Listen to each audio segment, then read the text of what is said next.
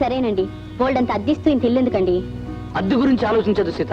నేను ఆరంభించబోయే వ్యాపారం దశెందుకుందంటే అద్దెకే కాదు, ఇల్లు ఖరీదుకే కొనేయచ్చు.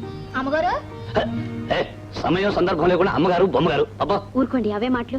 ఏమిటి రంగి? రేడియో స్టేషన్ నుంచి ఎవరో కుర్రోడొచ్చి కాగితం ఇచ్చేళ్ళడమ్మా. ఇచ్చావు కదా, వెళ్ళి పని చూసుకో.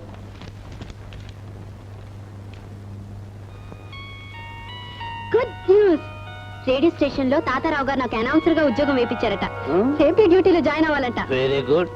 అయితే రేపటి నుంచి నువ్వు పురుషుడివి, నేను స్త్రీని. అదేమిటండి? ఉద్యోగం పురుష లక్షణం అంటారు, అందుకని. ఎలా ఉంది చోకు? బాలేదు. మొదటిసారి ప్రోగ్రామ్ అనౌన్స్మెంట్ చేయబోతున్నారు, కంగారు పడకండి. Best of luck. Thank you.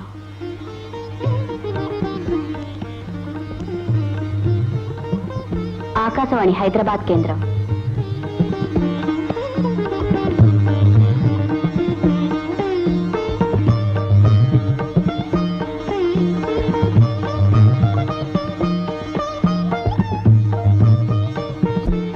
అవును సీత గారు, మీ వారి వ్యాపార ప్రయత్నం ఎంతవరకు వచ్చింది? ఏది ఇంకా ఒక దారిన పడలేదు. మొదలెట్టని ఆ వ్యాపారం గురించి దిగులు కంటే ఆ వ్యాపారం కోసం నా నగలు తాకట్టు పెట్టేమేనని దిగులే ఎక్కువ ఆయనకి. అది విడిపించాలని నేను పడే తాపత్రయం చూస్తుంటే నాకెంతో బాధగా ఉంది. సీత గారు, ఏమైంది సీత గారు? కళ్ళు తిరుగుతున్నాయి, కడుపులో తిప్పుతుంది. ఇలా కూర్చోండి, డాక్టర్ తీసుకొస్తాను, హాస్పిటల్కి వెళ్దాం.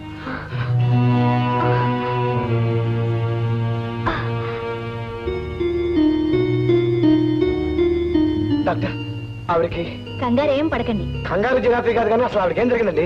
ఇంతవరకు ఏం జరగలేదు, కానీ త్వరలో ఆమె తల్లి కావడం జరుగుతుంది. చట్టుకుని హ్యాపీ న్యూస్ చెప్పగా సస్పెన్స్ తో చంపుతారేంటండి? కంగ్రాచులేషన్స్ సీత గారు, హార్టీ కంగ్రాచులేషన్స్. లాలలు లాలలు. టానిక్స్ రాసిస్తాను, అవి వాడడం మంచిది. రాయండి డాక్టర్, మంచి మందులన్నీ రాసేయండి. లాలలు లాలలు. లాలలు లేదులేండి, రాయండి.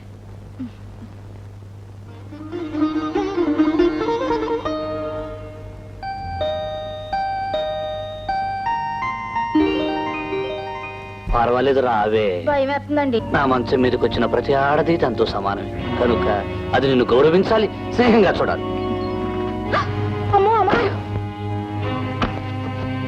హలో డార్లింగ్, నువ్వు రావటం ఆలస్యం అవుతుంది అనుకున్నాను. మంచం మీద ఒక్కడనే పడుకోవటం మంచిది కాదనుకున్నాను, అందుకనే దాన్ని. ఏమండి, ఇది నిజమా? పని మనిషితో మీరు? ఏం చేయను సీత, ఈవేళ ఎవరూ దొరకలేదు. అక్కడికి అలవాటైన ఆడవాళ్ళ కోసం కబురెట్టాను. చివరికి ఆకలికి రుచిందుకు అనుకున్నాను. దాంతో ఈ పని మనిషికి అందుకుంది అదృష్టం. ఎలా ఉంది చోక్కు? అంటే మిమ్మల్ని పూజ చేస్తున్నా నన్ను మీరు చాలా కాలంగా మోసం చేస్తున్నారా? నేను చేసేది మోసం కాదు, సరసం. లోకమనే తోటలో 1,00,000 రకాల పళ్ళ చెట్లుంటాయి. అన్ని రుచి చూడాలనుకునే మనిషిని నేను. అందుకే ఈ రోజు నేను దాన్ని అందుకున్నాను. ఏమండి? ఎందుకు అలా అరుస్తావు? ఆ దుప్పటి దులిపేసి పక్క ఫ్రెష్ గా ఉంటుంది. హలో మోహన్ బాబు గారు, కంగ్రాచులేషన్స్. ఎందుకు? మీకు ఎదురుగా ఉన్నందుక? అదేమిటండి, సీత గారు చెప్పలేదా మీరు తండ్రి కాబోతున్నారని? అందుకే ఈ పుస్తకం తీసుకొచ్చాను. ఇది ముఖ్యంగా కాబోయే తల్లిదండ్రులు చదివి తీరాలి. నేను తండ్రినిగా పోతున్నానన్నమాట. ఐసి తండ్రిగా పోయే మనిషి కంటే పరాయి మగాడికే ఈ విషయం ముందు తెలిసిందన్నమాట. బాగుంది జోకు. హాస్పిటల్ కు తీసుకెళ్ళింది నేనే కదండి, అందుకని నాకు తెలిసింది. నిన్ను హాస్పిటల్ కు తీసుకెళ్లాల్సిన అవసరం, మందులు కొనాల్సిన బాధ్యత, పిల్లల పెంపకం గురించిన శ్రద్ధ అతనికెందుకంట? మోహన్ గారు, ఏమిటి మీరు అనేది? అనేది కాదు, అడిగేది ఏమిటంటే ఈ వేళ దాన్ని హాస్పిటల్ కు తీసుకెళ్ళినట్టే ఇంతకు ముందు నీ గదికి ఎన్నిసార్లు తీసుకెళ్ళావు అని. ఆపండి, మీరు చేసిన తప్పు ఎక్కడ వేలెత్తి చూపుతారు అని మరొకరి మీద అన్యాయంగా నింద మోపడం పాపం అండి, పాపం. పాపం పుణ్యం కబుర్లు చెప్పక నన్ను అమాయకుని చేసి ఉద్యోగం వంకతో మీరిద్దరు వాడే నాటకం నాకు బాగా తెలుసు.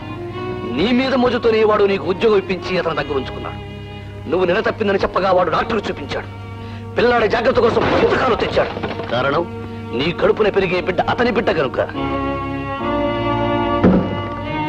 తాతారావు, ఐ నో దీని కడుపున పెరిగే బిడ్డ నీ బిడ్డే.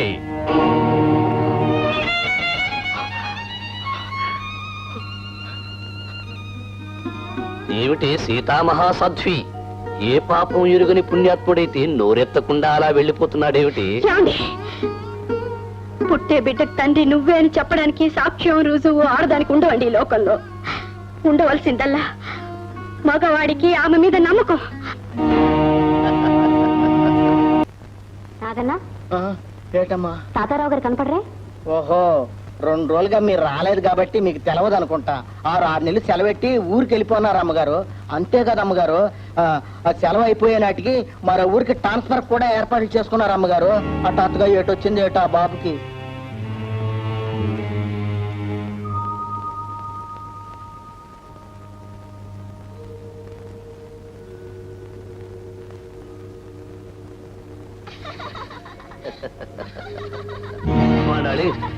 ఇదిగో నిన్నటి వరకు నీకు తెలియకుండా సరసాలు సరదాలు చేయడానికి ఎంతో చచ్చాను. ఎలాగో తెలిసిపోయింది గనుక ఇక దాపరకు ఎందుకు? ఏమంటావు డార్లింగ్? నువ్వు ఆ రూమ్లోకి వెళ్ళు. ఏమిటండి దారుణం? మిమ్మల్ని దైవమని నమ్మాను, అన్ని మీకు అర్పించాను. ఇప్పుడు ఒక్కసారిగా ఇలా రాక్షసంగా మారిపోయారేమిటండి? మారిపోవటం కాదు సీత, నేను ఒరిజినల్ గా రాక్షసుణ్ణే. నీ అందం మీద ఆశపడ్డాను, నీ నగల మీద మోజుపడ్డాను. కానీ పెళ్ళైతే తప్ప నువ్వు ముట్టుకోనివ్వు అని మంచి విధవలా నటించాను, ముగుళ్ళా సెటిల్ అయ్యాను, నాకు కావలసినవన్నీ పొందాను. ఏమండి, దైవ సాక్షిగా తాళి కట్టిన మీ భార్యతో ఇంత దుర్మార్గంగా? దైవం ఏమిటి, తాళి ఏమిటి? అది రాతి ముక్క, ఇది తాడు ముక్క. వీటి లెక్క ఎవడికి? అయినా ఖర్చు లేకుండా సుఖం పొందొచ్చని నేను కట్టిన పసుపు తాడు తాళి. ఇది నీ మెళ్ళో ఉంటే నువ్వు నా భార్యవి, లేకపోతే కాదు.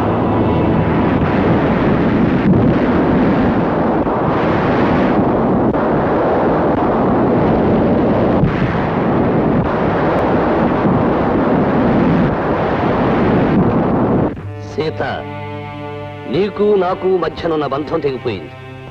ఈ రోజు నుంచి నువ్వు నాకు భార్యవి కాదు, నేను నీకు భర్తను కాదు. తెంపేస్తే తెగిపోయేది, చెరిపేస్తే చెరిపోయేది కాదండి భార్య భర్తల బంధం. మీరిలా కాదని పోతే నేనేమైపోవాలి? రేపు పుట్టే బిడ్డ తండ్రి ఎవరని ఈ లోకం అడిగినా, మా నాన్నేడని వాడడిగినా నేనేం జవాబు చెప్పాలి? నాకు ఎంతో మంది మగవాళ్ళు తెలుసు, వాళ్ళల్లో మీ నాన్నెవరో నాకేం తెలుసు. నువ్వు మహాజనానికి ముద్దుల బిడ్డవిరా అనేసి. ఎలా ఉంది జోకు?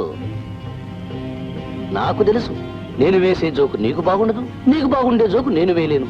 కనుక ఇక ఎవరి దారి వాళ్ళు చూసుకుందాం. ఈ దారి గోదారి, వెళ్ళి వెతుక్కో.